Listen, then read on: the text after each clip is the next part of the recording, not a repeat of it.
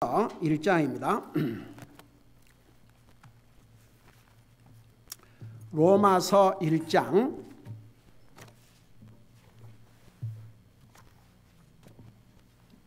18절에서부터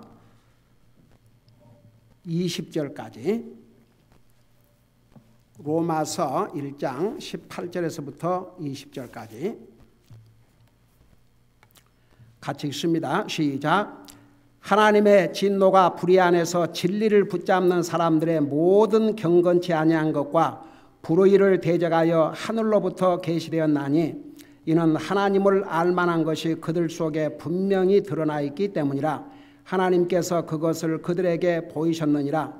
그분의 보이지 아니하는 것들 곧 그분의 영원하신 권능과 신격은 창세로부터 분명히 보이며 만들어진 것들을 통해 깨달아 알 수 있나니 그러므로 그들이 변명할 수 없느니라. 아멘. 앉으시기 바랍니다.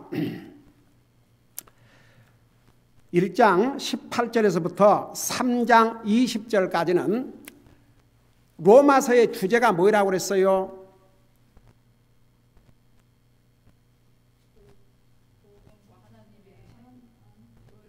하나님의 의로우심. 그래서 1장 18절에서 3장 20절까지는 하나님의 의가 어떤 방법으로 나타났냐 그러면 범죄한 사람을 정죄하심으로 하나님의 의로우심을 나타내셨음을 자세하게 기록하고 있습니다. 여러분, 하나님의 의로우심이라는 것은 불의와 타협하지 않고 불의가 섞임이 없는 것이 의로움입니다. 그런데 거룩하신 하나님, 의로우신 하나님이 우리 사람을 의롭게 해주셨는데 이게 과연 가능하냐 이겁니다. 어떻게 의로우신 하나님이, 거룩하신 하나님이 범죄한 사람을 어떻게 의롭게 하시냐 이거죠. 그런데 하나님께서 죄와 타협을 해서 아무 죄값을 지불함이 없이 우리 사람을 의롭게 만든 것이 아니고 그 죄값을 지불하게 하셨습니다.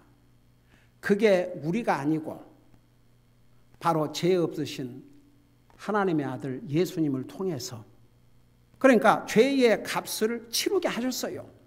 그래서 누구만 의로운 사람이 되냐 그러면 예수 그리스도를 통해서 아무리 예수님께서 우리 인류의 죄값으로 죽으셨다 할지라도 그 예수님을 자기의 주로, 그 예수님이 나의 죄값으로 죽으셨음을 믿지 않는 사람의 죄는 여전히 그대로 있습니다. 그들은 여전히 죄인입니다. 의인 아닙니다. 그런데 예수님께서 나의 죄를 위해서 십자가에 죽으시고 그 죄값을 지불하셨음을 믿고 받아들인 사람을 하나님께서 의인으로 선언하셨다고 그랬거든요. 그러니까 하나님께서 그냥 무조건 죄인인 우리를 의롭게 하셨다면 하나님의 의로우심이 어디가 있습니까? 근데 하나님께서 분명히 죄의 값은 죽음이요 그 죄값을 치러야 될 거, 그래서 그 죄를 condemnation, 유죄로 선언하심으로써 하나님의 의로우심을 나타내셨다는 것을 1장 18절에서부터 3장 20절까지 말씀하고 있는데, 자, 첫째는 18절에서부터 23절까지 하나님께서 1장 18절 23절까지 하나님께서 이방인을 정죄하신 그 이유를 자세하게 기록하고 있는데, 우선 18절에 보면 하나님의 진노가 불의 안에서 진리를 붙잡는 사람들의 모든 경건치 아닌 것과 불의를 대적하여 하늘로부터 계시되었나니, 한마디로 말하면 불의로 하나님의 진리를 막기 때문에, 그래서 하나님께서 이방인들을 정죄하셨어요. 제가 이 부분에 대해서 그 카멘트를 보니까 영어로 이렇게 설명을 하고 있는데 그 설명이 참 아주 도리어 굉장히 좋은 표현이에요. 그래서 내가 그걸 읽고 설명을 좀 들어보세요. 이 부분을 뭐라고 얘기하고 있는 거 아니에요? Man knew the truth about God. 그러니까 사람은 하나님에 대한 진리를 알았다 이거죠. 제가 지난주에 그 설명했죠. 우리 인류 역사를 보면 사람이 하나님을 아는 것으로부터 출발했어요? 하나님을 전혀 모르는 것으로부터 출발했다고 그랬어요? 하나님을 아는 것으로부터 출발을 했습니다. 우리 인생의 최초의 조상 아담과 이브가 하나님을 알았습니다. 그리고 이제 그 후손들로 내려가면은 보세요. 인류가 악을 행해서 창세기 6장에 보면 하나님이 사람 지으심을 슬퍼하시고 결국 심판하시려고 하셨지만 보세요. 아담 이브의 그 자식 중에서 가인이라는 의인이 있었고 또 셋이라는 의인이 있었고 그 다음에 나중에 그 후손을 통해서 온 노아라는 의인이 있었지 않습니까? 그러니까 하나님을 인류 역사가 어떻게 시작이 됐냐면 하나님을 모르는 것부터 시작된 게 아니고 하나님을 아는 것으로부터 시작이 됐습니다. 그거 절대 잊지 마세요. 그러니까 여러분 그래서 그 부모의 책임이라는 게 얼마나 중요한지 모릅니다. 원래는 부모에게 그 책임을 주었습니다. 부모가 자식들에게 가르쳐주고 그 자식들이 그 자식들을 가르쳐주고 그 자식들이 그 자식들을 가르쳐주고 근데 그렇게 했음에도 불구하고 일정한 기간이 지나가면 전혀 여러분 보세요. 사실 그 이삭의 두 아들이 누구였어요?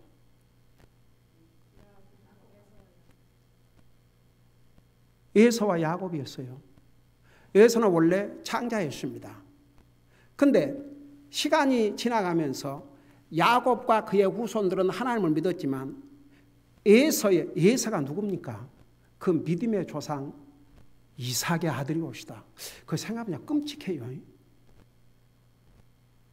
이삭이 어떤 사람입니까? 이삭을 예수님의 모형이라고까지 합니다. 왜 그런 줄 아세요? 제가 옛날에 창세기 공부할 때 자세히 가르쳤지만 그 이삭은 외아들이었습니다.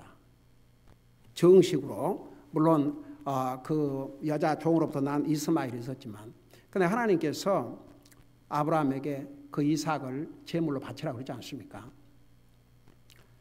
근데 이삭의 그 나이를 성경에 몇 살 나와 있지 않지만 그 모든 정황과 태어난 시기와 그 다음에 사람을 불태울 그 큰 통나무를 나중에는 두 종이 그 가지고 왔는데 나중에 이삭이 짊어지고 올라갔으니까 그게 뭐 10살짜리가 아닙니다. 15살짜리가 아닙니다. 그래서 성경학자들은 모든 상황과 그 볼 때 20살이 넘은 여러분 이삭을 아브라함이 몇 살에 낳았어요? 100살에. 그러면 아브라함은 120살입니다. 이삭은 완전히 힘이 넘치는 20세 청년입니다. 늙은 아버지가 자기를 붙들어서 그 몸을 묶고 하는데 얼마든지 아버지 밀쳐버리고 아버지 미쳤어요? 정신 나갔어요? 지금 뭐 하는 거냐고 할 수 있잖아요. 근데 순종을 했어요. 어디까지 순종을 했냐? 죽기까지. 그게 빌립보서 2장에 보면 예수님을 가리켜서 죽기까지 순종했다고 그랬는데 바로 이삭이 그 모습이었어요. 그 위대한 믿음의 조상 이삭의 아들 중에 한 사람 에서는 완전히 하나님과는 관계없는 민족으로 전락돼 버렸습니다. 그러니까 참 정말 스케일이 부모들은 자식들의 영적인 삶에 대한 우선적인 책임을 줬습니다. 앞으로 우리 민수기를 공부하고 신명기 공부하면 신명기 6장에는 보세요. 잘 때나 일어날 때나 너 아이들에게 자녀들에게 가르치고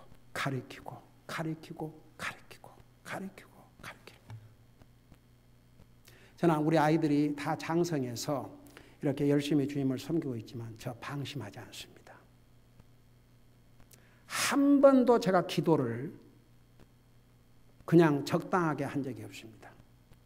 지금도 여전히 이 아이들 우리 승희는 아직 결혼 안 했지만 약혼자니까 하나님께서 주신 자식으로 생각하고 내 아이들을 놓고 날이면 날마다 그 기도하면서 이 세상에서 가장 소중한 분이 우리 주님이라는 사실. 그러니까 보세요. 이게 인류 역사를 보면요, 자녀들에 대한 부모의 영적인 책임이 얼마나 중요하다는 거. 그래서 정말 그 인류 역사를 보면요, 그 부모에 대한 그 책임. 여러분 보세요. 이제 노아, 사실은 성경에 보면 노아 한 사람만 의인이었지만 그래도 그 노아를 통해서 그 가족이 다 구원받았어요. 한 가지는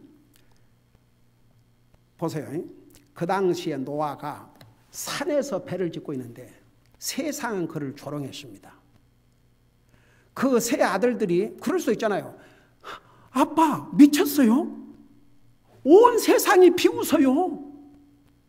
아니 무슨 배를 바닷가에서 지어야지 산에 가서 짓는다고 다 사람들이 조롱하고 욕하고 미친 늙은이라고 그런데 우리 못하겠어요. 그럴 수 있어요? 없어요? 근데 그 세 아들들 그 아버지 명령에 순종하고 그 배 다 같이 지었어요. 결국은 그 세 자녀들을 통해서 인류의 번식이 시작이 됐고 결국 그 자손들을 통해서 그 자손 중에 한 사람 셋의 후손을 통해서 우리 인류의 메시아가 오셨지 않습니까?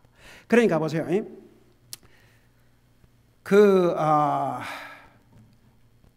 하나님께서 원래는 다 사람에게 하나님을 알려주셨고 하나님을 아는 것으로부터 시작했지만 세월이 지나가면서 사람이 그걸 거부하는 거죠. 그러니까 man knew the truth about God. 하나님에 대해서 사람들이 그 진리를 알았다.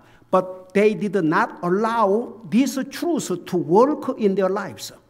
근데 사람들은 그 알면서도 이 진리, 하나님에 관한 이 진리가 자기 삶에서 월크하도록, 역사하지 않도록, 자기들을 변화하도록 그렇게 허락을 하지 않았다고 말입니다.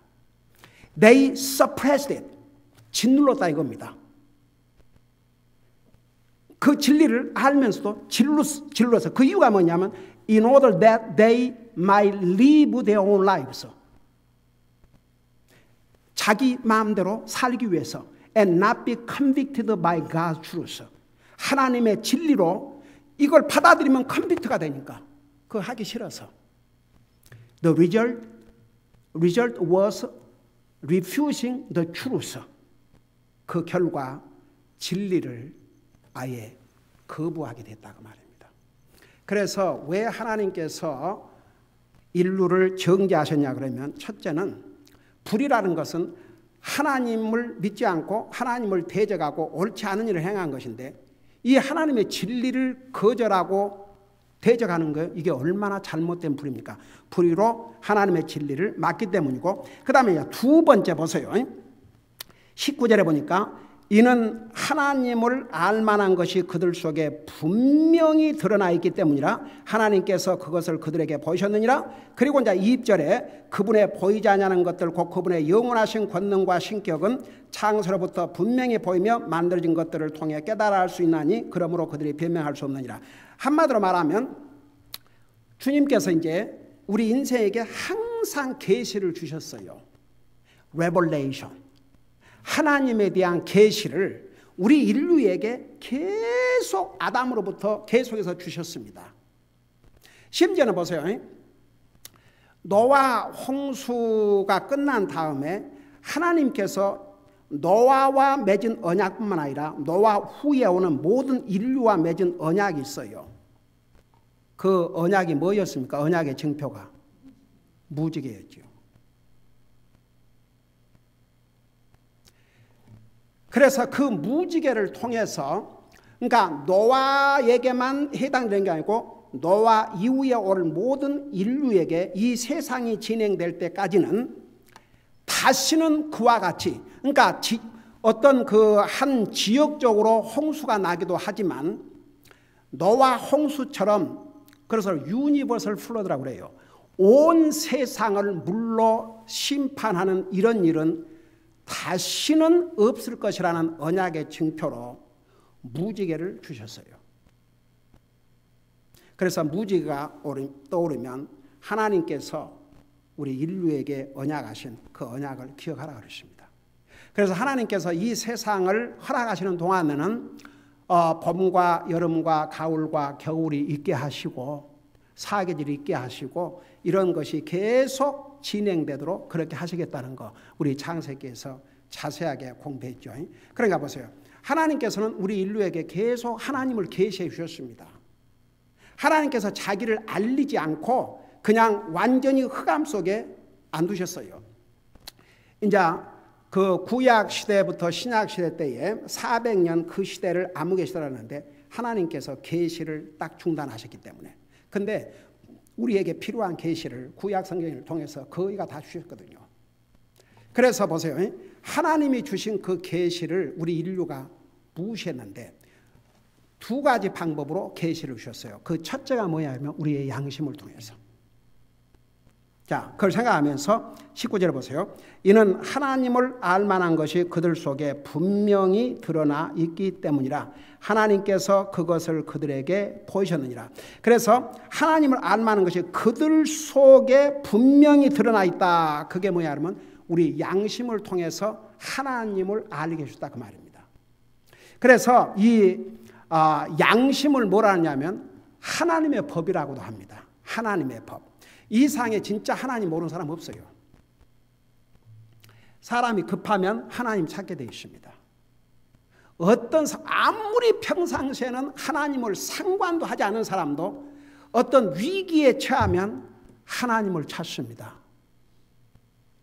오가. 여러분 보세요. 지난번에 9/11 때 3,000명이 죽었는데 나중에 거기서 살아난 사람 중에 한 사람이 인도 사람이었어요. 여러분 그 인도 사람들이 굉장히 스마트합니다. 미국의 그 중요한 이 테크놀로지 이런 회사에는 인도 사람들이 얼마나 많은지 몰라요. 아주 스마트해요. 근데 그 당시에 우리 그네가 1살 땐가 그 트윈 빌딩을 간 적이 있거든요. 엄청났어요. 그런데 거기는 아무라도 가서 일한 데가 아닙니다. 그야말로 세계에서 내노라는 거기에 그 건물에 들어가 있는 입주자들이 거대한 기업들, 세계에서 이름 있는 기업들. 그러면 거기서 일을 하려고 그러면 대단한 그게 있어야 됩니다. 그런데 그 중에 그 인도 사람인데 그 사람이 거기서 살아났어요. 그리고 그가 정말 예수님을 믿고 구원받고 그 사람은 이제 더 이상 그 직장 안 하고 온 세계를 다니면서 살아계신 하나님 증거하고 다니는데 제가 한번 그걸 잠깐 봤어요. 상당히 오래됐습니다. 그 사람 이제 어느 교회 초대를 받고 그 간증하는 것을 제가 봤는데 그 양반이 그 이제 비행기가 있지 않습니까? 사방돼서 아우성이 들려오는데 가장 많은 단어, 가장 많은 사람이 부르짖는 단어가 딱 한 단어. 가. 오가. 오가. 그 한 단어가 가장 많이 들리더랍니다. 한번 생각해 봐요. 사람이 그 마지막 죽음의 직전에 있게 되면 가장 급히 찾는 분이 누군지 아십니까? 하나님이에요. 그래가지고 이제 그 사람이 그 다니면서 정말 그 아무리 이 세상에 그 많이 배우고 지식과 날레지가 발달돼도 우리 생명은 우리가 마음대로 할 수 없다는 거.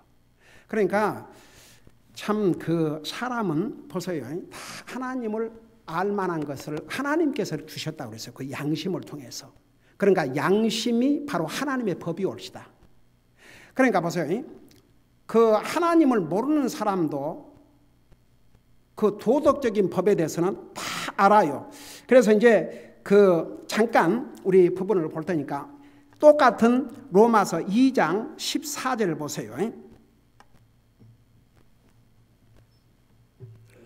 14절에 보면 율법을 소유하지 않는 이방인들이, 여러분 이방인들은 무슨 그 유대인들처럼 율법을 가진 게 아니죠. 율법을 소유하지 않는 이방인들이 본성을 통해, 이 본성이라는 게 내추럴, 그 네이처 본성을 통해 율법 안에 들어있는 것들을 행할 때에 이런 사람들은 율법을 소유하지 않아도 자기에게 율법이 되나니, 이런 사람들은, 자, 그 말이 뭔 말이냐 그러면 이방인들은 하나님을 믿는 사람처럼 율법을 알아요, 몰라요? 십계명을 몰라요. 여러분 특별히 지금 이방인들을 정죄하는 내용을 기록하고 있는데, 유대인들에게는 모세를 통해서 그 십계명을 받았기 때문에 잘 알고 있지만 더더구나 이방인들에게는 그 십계명이 뭐라는 것도 몰랐습니다. 그러니까 지금 보세요. 1장 18절에서 3장 20절까지는 하나님의 의가 이방인들을 정죄한 가운데서 나타났다고 그러는데, 지금은 이제 이방인들을 다루고 있어요. 자, 3장에 가면 자, 유대인들도 다루는데, 그러니까 이방인들에게는 율법이 뭔지도 모릅니다, 사실. 하나님께서 모세를 통해서 유대인들에게 그 십계명을 주시면서 동시에 그걸 언약으로 주셨다고 그랬어요. 그러니까 이방 사람들은 그거 잘 모릅니다. 근데 이렇게 십계명으로 교육을 받지 않고 십계명을 이방인들에게 주지 않았다고 해서 이방인들이 그 십계명에서 주신 하나님의 법을 모르느냐. 그래서 조금 전에 얘기한 대로, 그래서 양심은 하나님의 법이라는 거. 그게 하나님의 법이 하나님을 믿지 않는 이방인들의 마음속에 기록이 되어 있다고 그랬어요. 그래서 이제 15절 보세요. 이런 사람들은 또한 자기 양심이 증언하며 자기 생각들이 서로 고소하고 변명하는 가운데 자기 마음속에 기록된 율법의 행위를 보이느니라. 그러니까 이방인들은 하나님의 율법을 모르지만, 가령 예를 들어서 사람을 죽인다. 성경에는 살인자를 죽이라고 했습니다. 근데 하나님 안 믿는 사람이 사람을 죽인다는 거 몰라서 죽여요? 알면서도 죽여요? 알면서 죽여요. 그 여러 해 전에 그 뉴스에 보도가 됐었는데, 한 여자가 자기 남자친구를 약혼자라든가 처참하게 죽였어요. 그래서 이제 재판이 시작이 됐는데, 그 피해자 가족이 그 진술을 하면서 그야말로 목매인 그런 진술을 하는데, 그 앉아가지고 그 포송줄에 묶여갖고 자기 자리에 앉아가지고 그거야? 그 정도야? 그러고 웃고 있는 거예요. 그것을 그 순간에 판사가 봤습니다. 판사가 뭐라 하냐면, 저 입을 닥치게 하라 이거예요. 뭐라고 중얼거리면서 웃으니까. 그래서 저 입을 막고 잠깐 정회를 하겠다고 그러면서, 만일에 그러면서 이제 증언하는 사람이 자기 가족 이렇게 처참하게 죽임을 당했는데 그 자기 가족을 죽인 저도 똑같이 사형을 받기를 원한다고 그런 얘기를 했어요. 그러니까 가족 말이 옳다 이거예요. 만일에 미국은 또 주마다 그 사형을 집행하는 데가, 사형제도가 있는 데가 있고 없는 데가 있지 않습니까? 사형제도가 있다면 너는 바로 사형이다. 너는 그 사람을 죽일 때 그 칼로 찔렀는데 찔리고 또 찌르고 찌르고 또 찌르고 찌르고 또 찌르고, 그것을 몇 번을 판사가 방문하면서 이 책상을 두들면서 마지막 죽는 순간까지는 찔렀다 이거예요.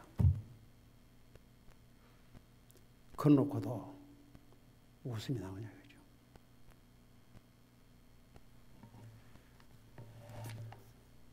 나중에는 엉엉 울면서 이제 다시 이제 재판에 선처를 바라고 울었지만 too late. 그러니까 참 그 사람은 정말 악해질 수가 있어요. 그래서 그 안 믿는 사람이 그 모세의 율법을 모른다고 해서 그 사람들이 양심이 풀이된 게 아니에요. 다 알아요, 사실은. 알면서도 이제 하는 거죠. 그러니까 여러분 그 왜 내 이웃을 향하여 거짓 증거하지 말라고 그러냐면은 옛날에 요즘은 그 DNA 이런 게 발달돼 가지고 무지한 사람들이요. 어떤 한 변호사는 그 일만 하고 다녀요. 참 대단하죠. 무슨 일만 해야 되냐면 감옥에 갇힌 사람들 중에서는 억울하게 감옥 갇혀 있는 사람들이 많이 있다 이거죠. 그래서 옛날에는 그냥 정황만 있으면 살인자가 돼갖고 감옥에 갇혀 그랬는데 지금은 이제 DNA가 있어가지고 정확하게 하는데 지난번에 그 조지아주에서인가 30년인가 40년을 억울하게 감옥에 갇혀 있다가 나온 흑인이 있어요. 그러니까 20세 젊은 애래 갖고 60이 넘은 노인이 됐는데 저는 그 방송에서 그걸 보면서 잊을 수가 없습니다. 자기가 감옥에 갔지만 감옥에서 주님을 만났대요. 그래서 나는 나를 모함해서 감옥에 갇힌 그들을 미워할 여유가 없다는 이거예요. 나는 이미 다 용서했고 남은 삶을 그들을 미워하면서 살 여유가 없다 이거예요. 열심히 주님 섬기고 옳은 일 해야지. 참 가슴이 뭉클하더라고요. 그러니까 여러분 이렇게 이방인들도 하나님께서 그래서 그 양심은 하나님의 법이기 때문에 다 알아요. 그런 그 5계명에서부터 10계명까지 주신 그 말씀 하나님의 법을 이방인들에게 그 율법을 안 가르쳐도 그 법은 사람의 양심에 기록이 되어 갖고 있어서 다 압니다. 그러니까 여러분 두 가지 양심이 있어요. 크게 나누어서 두 가지 양심인데 그 두 가지 양심이 뭔지 아세요? 하나는 그 영적인 양심이 있고 하나는 도덕적인 양심이 있어요. 그러면 도덕적인 양심이 뭐이고 영적인 양심이 뭐인가? 자, 그런 것에 대해서 계속 우리 공부하도록 하겠습니다. 기도하십시다. 사랑의 아버지 하나님 은혜와 사랑을 감사드립니다. 우리를 구원하시고 오늘도 주님을 예배하고 섬길 수 있게 하시고 주님의 존귀하신 말씀을 배울 수 있는 이런 은혜를 주셔서 감사드립니다. 오늘도 우리가 드리는 예배를 통해서 주님 홀로 영광을 받으시옵소서. 감사합니다. 사랑합니다. 예수님의 이름으로 감사 기도드리옵나이다. 아멘.